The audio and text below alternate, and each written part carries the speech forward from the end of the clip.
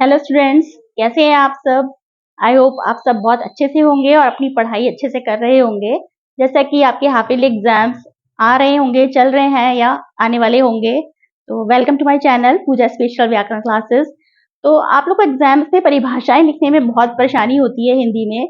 तो आज मैंने सोचा क्यों ना मैं यही टॉपिक ले लूं कि परिभाषाएं लिखने का आसान तरीका आपको बता दूं। आप लोग परिभाषाएं रटिएगा बिल्कुल नहीं, आपको रटने की परेशानी की बिल्कुल भी जरूरत नहीं है।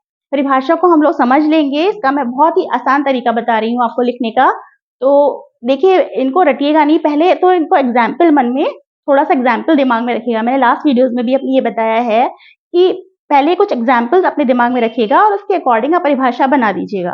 देखिए, छोटी क्लासेस में 5th तक तो आप लोग जो मैम लिखाती हैं वही लिखना पड़ता है, लेकिन बड़ी क्लासेस में आपके शब्द इधर उधर हो जाए तो कोई बात नहीं है, बस उसका अर्थ समझ में आना चाहिए।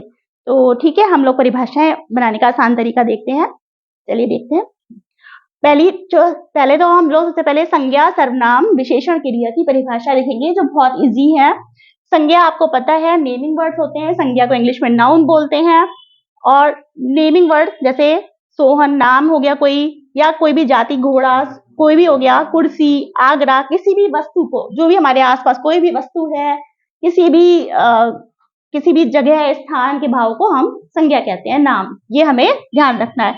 इसके एग्जाम्पल्स ध्यान रखने हैं कि जैसे मैं, हम तुम, या कोई भी स्थान, वस्तु, कोई भी चीज जो है वो संज्ञा कहलाएगी। ठीक है, तो यही परिभाषा मैंने यहाँ पे लिखी है कि संज्ञा क्या होता है। जो शब्द किसी व्यक्ति यानी सोहन, प्राणी, घोड़ा, से वस्तु जैसे कुर्सी वगैरह हो गई, स्थान यानी आगरा, लाल किला, या भाव यानी बुढ़ापा आदि का बोध कराते हैं या ज्ञान कराते हैं, संज्ञा कहलाते हैं। जैसे वही एग्जाम्पल्स लिखे हैं फिर से, सोहन, घोड़ा, कुर्सी, आगरा, लाल किला, बुढ़ापा आदि। तो बन गई हमारी परिभाषा संज्ञा की। अब हम दूसरी परिभाषा देखते हैं, सर्वनाम की। सर्वनाम क्या है। जो संज्ञा की जगह, जैसे अपना नाम ना लेके, बार बार किसी नाम को ना लेके कि सीता अच्छी लड़की है, सीता ने खाना खाया, तो हम ये बार बार उसका नाम ना लेके हम क्या कहेंगे, सीता अच्छी लड़की है और उसने खाना खाया।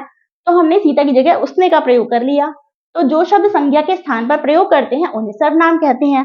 तो अब यहाँ पे हम लोग एग्जाम्पल्स याद रखेंगे सर्वनाम के। क्या है, मैं, हम, तुम, वह, यह, उसने, उसका आदि। अब यही मैंने परिभाषा सब में दो शब्द लगा के ही परिभाषा बनाई है। इस सर्वनाम की परिभाषा क्या हो गई, जो शब्द संज्ञा के स्थान पर प्रयोग किए जाते हैं। अब हमने दो लोग हैं तो हम प्रयोग कर लिया, तुम प्रयोग कर लिया, वह, यह, उसने, उसका सर्वनाम कहलाते हैं। मैं, हम, तुम, ये, वह, वे, उसने, उसका, तुम्हारा आदि। ये हमारे सर्वनाम हो गए। सर्वनाम की परिभाषा बन गई। संज्ञा के स्थान पर प्रयोग, जो शब्द संज्ञा के स्थान पर प्रयोग किए जाते हैं सर्वनाम कहलाते हैं। तीसरी परिभाषा देखते हैं, विशेषण। विशेषण के एग्जाम्पल्स क्या है, अच्छा, बुरा, खट्टा, मीठा, मेहनती, वीर, काला, गोरा। ठीक है, अब विशेषण क्या है, यह विशेषता बताते हैं, है ना, कि कैसी है। तो हमें किसकी विशेषता, संज्ञा सर्वनाम समझ चुके, इन्हीं की विशेषता जो बताते हैं वो विशेषण कहलाते हैं। ठीक है, तो जो शब्द संज्ञा या सर्वनाम की विशेषता बताते हैं विशेषण कहलाते हैं। जैसे अच्छा, बुरा, मोटा, काला, ठंडा, गरम, 4 किलो, कुछ, थोड़ा आदि, ये सब हमारे क्या है, विशेषण हो गए। ठीक है, सब में हमने यही लगाया है, जो शब्द ये करते हैं, जो शब्द वो करते हैं, इसी से हम परिभाषा बना देंगे। नेक्स्ट है क्रिया। क्रिया आप जानते हैं, क्रिया क्या होता है, खेलना, पढ़ना, चलना, दौड़ना, गाना, लिखना, रोना, हंसना, जो कुछ भी हम काम करते हैं, जो भी काम करते हैं। मैं आपको पढ़ा रही हूँ, जैसे तो ये मैं पढ़ा रही हूँ, पढ़ाना, ये क्या है, क्रिया। आप लोग पढ़ रहे हैं, ये क्या होगी, क्रिया। आप ये भी काम कर रहे हैं, लिख रहे हैं, पढ़ रहे हैं, जो भी काम कर रहे हैं आप, चाहे सो भी रहे हैं तो ये भी क्रिया है। ठीक है, तो यही हमने इसमें यहाँ क्रिया में लिखा, जो शब्द किसी काम के करने या होने की सूचना देते हैं कि कोई काम हो रहा है, कर रहे हैं, या हो रहा है काम, चाहे खुद ना कर रहे हैं, कोई और कर रहा है, तो भी वो क्रिया है, तो क्रिया शब्द कहलाते हैं। जैसे खेलना, लिखना, गाना, पढ़ना, सोना आदि। देखिए, सब में क्या लगाया मैंने, जो शब्द, सब में जो शब्द से शुरू है परिभाषा, और बाद में हमने उसी को लिख दिया, क्रिया शब्द कहलाते हैं, क्या विशेषण कहलाते हैं, सर्वनाम।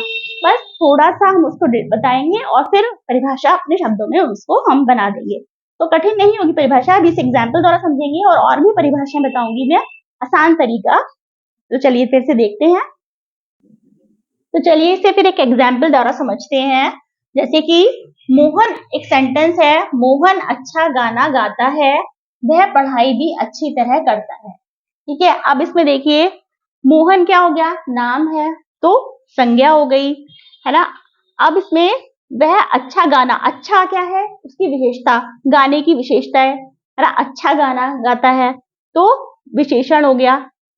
गाता है क्या हुआ, कोई काम कर रहा है, गा रहा है, जो भी कर रहा है, गाता है क्या हो गया, क्रिया। तो इसमें हमें संज्ञा विशेषण क्रिया हो गई। अब हमने दोबारा क्या लिखा, वह पढ़ाई भी अच्छी तरह करता है। अब हमने मोहन ना लिखकर हमने क्या लिखा, वह। मोहन की जगह हमने क्या प्रयोग किया, वह। तो ये क्या हो गया, सर्वनाम। वह पढ़ाई भी अच्छी तरह करता है, यहाँ पे फिर से क्रिया आ गई। तो ये होता है, इस तरह से एग्जाम्पल है, आप एग्जाम्पल को मन में रखिए और परिभाषा बना दीजिए। एक और एग्जाम्पल देख लेते हैं। रीना और मीना सुंदर लड़कियां हैं, वे दोनों बहुत मीठा गाना भी गाती हैं। अब रीना और मीना दो नाम हैं तो ये संज्ञा हो गया, है ना। सुंदर विशेषण की विशेषता है। इसके बाद वे दोनों, हमने अब दोबारा रीना और मीना ना लिख के हमने क्या लिखा, वे दोनों, तो ये क्या हो गया, सर्वनाम हो गया।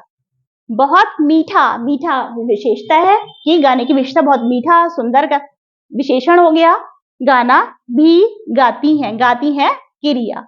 तो इस तरह से हमारा ये संज्ञा, सर्वनाम, क्रिया, विशेषण की परिभाषा बन जाती है। ये एग्जाम्पल्स अपने दिमाग में रखिए और परिभाषा अपने शब्दों में बना दीजिए। आई होप ये परिभाषाएं आपको समझ में आई होंगी, बनाने का तरीका समझ में आया होगा। एक और देख लेते हैं, कारक की परिभाषा में आप लोग बहुत कंफ्यूज होते हैं। कारक चिन्ह आपको पता ही है अच्छी तरह से, ने, में, को, जो भी है ना, एग्जाम्पल आपको पता ही है। तो बस ये परिभाषा बना दीजिए कि जो शब्द क्या है, देखिए जो शब्द संज्ञा या सर्वनाम, अब हम जानते ही हैं संज्ञा और सर्वनाम क्या है, मोहन और वह, मोहन संज्ञा हो गई, वह सर्वनाम हो गया। तो संज्ञा या सर्वनाम का संबंध क्रिया से जोड़ते हैं, गाता है से संबंध जोड़ते हैं, क्रिया से जोड़ते हैं, अर्थात क्रिया को पूरा करने में योगदान देते हैं जो शब्द, वही कारक कहलाते हैं। तो हमने अपने आप से परिभाषा थोड़ा सा चेंज करके बना दी। कोई जरूरी नहीं है आप बुक की सेम परिभाषा लिखें, आप थोड़ा सा उसे चेंज करके अपने शब्दों में लिख सकते हैं। ठीक है, आप जैसे वैसे तो यहाँ पे ये शब्द लिखे हैं, इनको अपने दिमाग में रखिएगा, ने, को, में, से, के लिए, में पर, ये शब्द कारक होते हैं। ठीक है, अब बस परिभाषा हमें बनानी है। तो जो शब्द संज्ञा या सर्वनाम का संबंध क्रिया से जोड़ते हैं, अर्थात क्रिया को पूरा करने में योगदान देते हैं, कारक कहलाते हैं। जैसे यही एग्जाम्पल है फिर से, राम ने रावण को बाण से मारा। अब ने, यहाँ पर ने आ रहा है, राम ने, यदि ने ना हो तो कैसा अजीब लगेगा, राम रावण को। ऐसे ही रावण को रावण बाण से तो भी पूरा नहीं होगा, फिर बाण से ना हो, बाण मारा तो भी थोड़ा अजीब लगेगा। तो ने, को, से, ये क्या है, कारक शब्द हैं जो क्रिया को पूरा करने में योगदान दे रहे हैं, इसी को कारक कहते हैं। तो आई थिंक समझ में आया होगा आपके, ये कारक की परिभाषा अच्छी तरह से क्लियर हो गई होगी, अब आप बना लेंगे, अब तो कोई परेशानी नहीं होगी। अभी मैं एक दो परिभाषाएं जैसे लिंग, वचन और समास की परिभाषा भी मैं आपको बता रही हूँ इजी वे में, देखते हैं। तो चलिए अब देखते हैं लिंग की परिभाषा क्या है।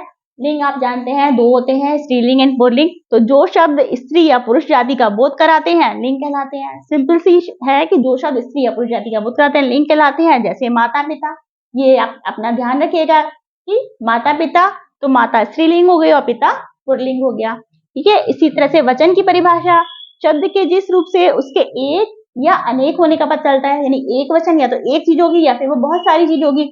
एक वचन और बहुवचन, बहुत सारी चीजों को बहुवचन कहेंगे तो होने का बोध होता है, उसे वचन कहते हैं। जैसे लड़का तो ये एक वचन हो गया और लड़के तो ये बहुवचन हो गया। ठीक है, तो ये परिभाषाएं बहुत ईजी हो गई। अब एक समास की परिभाषा मैं बताऊंगी। थोड़ा सा आप लोग समास की परिभाषा में कंफ्यूज होते हैं, उसमें थोड़ी सी कठिन लगती है। वैसे मेरी लास्ट वीडियो में जिसमें समास मैंने पूरा डिटेल में पढ़ाया है, उसमें मैंने बहुत अच्छी तरह से परिभाषा को समझाया है, तो आप मेरी उस वीडियो को देख सकते हैं। इसमें आज मैं केवल परिभाषा बताऊंगी, डिटेल में नहीं जा रही हूँ, मैं सिर्फ परिभाषा बनाने का तरीका बता रही हूँ। तो एक बार हम लोग उसको फिर से देख लेते हैं। इसमें भी हम पहले एग्जाम्पल याद रखेंगे और फिर परिभाषा बनाएंगे। जैसे आप दिमाग में आपने देखा नीले रंग का कमल, नील कमल आपने देखा, आपको याद रखना है नील कमल, रसोई घर, इस तरह के वर्ड्स याद रखने हैं। नीले रंग का कमल यानी नील कमल, रसोई के लिए घर यानी रसोई घर, ये हमारे दो पद होते हैं। इसमें पहला पद और दो पद होते हैं और ये जो मिलाकर बनाते हैं उसे समस्त पद कहते हैं। ठीक है, तो नीले रंग का एक पद ये हो गया, कमल दूसरा पद हो गया, मिलाकर हमने संक्षिप्त कर दिया, थोड़ा हम छोटा कर देते हैं और इसको क्या बना दिया, एक नया शब्द बना दिया, नील कमल। पूरा हमें इतना नहीं बोलना पड़ेगा हमको कि नीले रंग का कमल, हमने कह दिया नील कमल। ठीक है, इसी तरह रसोई के लिए घर, अब एक पद है रसोई, दूसरा पद है घर और हमने इसको मिला के क्या बोल दिया, रसोई घर, एक समस्त पद, एक नया शब्द बना दिया, रसोई घर। ठीक है, तो ये समस्त पद कहलाता है। अब हम इसकी परिभाषा लिखेंगे, ये दो एग्जाम्पल अपने दिमाग में, कोई भी एग्जाम्पल आप रख सकते हैं दिमाग में और फिर परिभाषा लिखेंगे।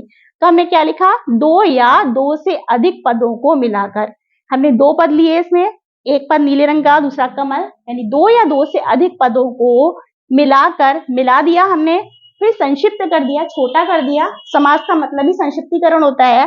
संक्षिप्त कर नया शब्द, जो नया शब्द बनाया, बनाने की प्रक्रिया को समास प्रक्रिया समास कहलाती है। सिंपल सी परिभाषा है।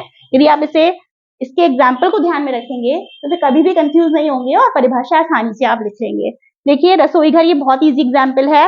तो दो पद हैं, फिर से देखिए एक बार, दो पद हैं, उनको मिलाकर हमने संक्षिप्त कर दिया और एक नया शब्द बना दिया, रसोई घर बना दिया, की प्रक्रिया समास कहलाती है। जैसे एक और एग्जाम्पल देख लीजिए, गंगा जल राजाज्ञा, गंगा का जल राजा की आज्ञा। तो ये सारे इस तरह से परिभाषा हम बना सकते हैं। तो मुझे लगा ये बहुत आसान तरीका है परिभाषा बनाने का, आपको इसमें रटने की जरूरत नहीं है, समझ लीजिए और आपने परिभाषा अपने शब्दों में अपने आप से बना लीजिए। तो यदि ये मेरी वीडियो आपको अच्छी लगी हो, परिभाषा बनाने का तरीका समझ में आया हो, तो वीडियो को लाइक कीजिए, सब्सक्राइब कीजिए, शेयर कीजिए और कमेंट करके बताइए वीडियो कैसी लगी। जो भी आपको और चाहिए, जिस टॉपिक पे वीडियो चाहिए प्लीज बताइए। Thank you so much.